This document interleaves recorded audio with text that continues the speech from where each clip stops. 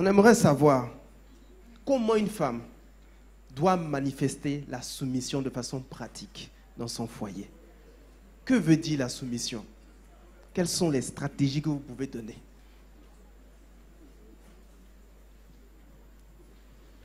Je crois que si la plupart des sœurs sont de vase d'honneur, n'est-ce pas?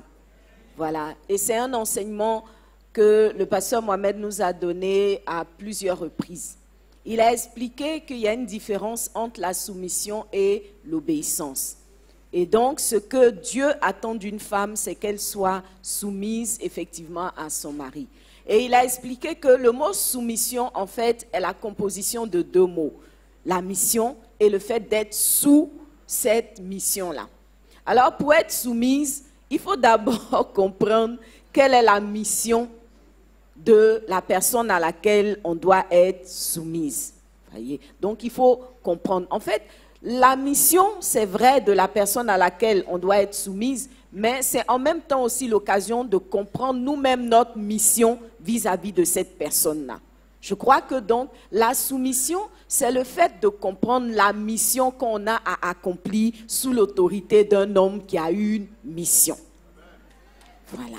Donc, tu as une mission par rapport à cet homme-là. Et quand tu te mets dans la position d'exécuter cette mission-là, alors tu commences à devenir une femme soumise. Le problème, c'est que beaucoup de femmes ont leur propre mission. En fait, elles développent leur propre feuille de route, leur propre mission dans le foyer, qui n'a rien à voir, qui n'est pas en accord ou qui n'est pas, qui ne se calque pas sur la mission de l'homme. Il ne s'agit pas d'avoir deux royaumes dans la maison, mais comme pasteur Zando l'a dit, il y a un roi qui est là, le royaume est là, toi, tu dois trouver quel est ton rôle pour que le royaume aille de l'avant. Et si tu as trouvé ça et que tu fais ce que tu as à faire, alors tu es soumise à ton mari. Maintenant, de façon pratique, la soumission va se démontrer par des actes. Voyez, on a dit que la soumission, c'est le fait d'être sous la mission. Si tu as un patron sous qui tu es et que tu es tout le temps en train d'élever la voix sur ce patron-là, bon, tu n'es pas quelqu'un qui est soumis à ton patron.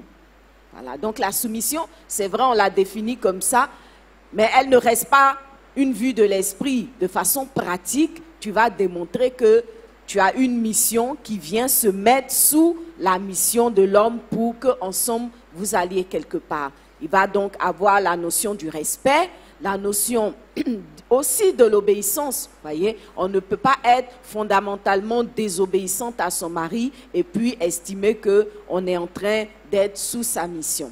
On peut ne pas être d'accord avec un point de vue, mais il y a la façon d'exprimer son désaccord ou sa dissension par rapport à quelque chose qui est dit. Donc, les femmes peuvent être soumises en ayant des attitudes qui prouvent qu'elles savent qu'elles ne sont pas les chefs de la maison. Il y a un roi qui est là et par rapport à ça, elles ont une mission qui consiste à emmener le royaume et tous ses occupants à atteindre la destination que Dieu lui a donnée. Voilà.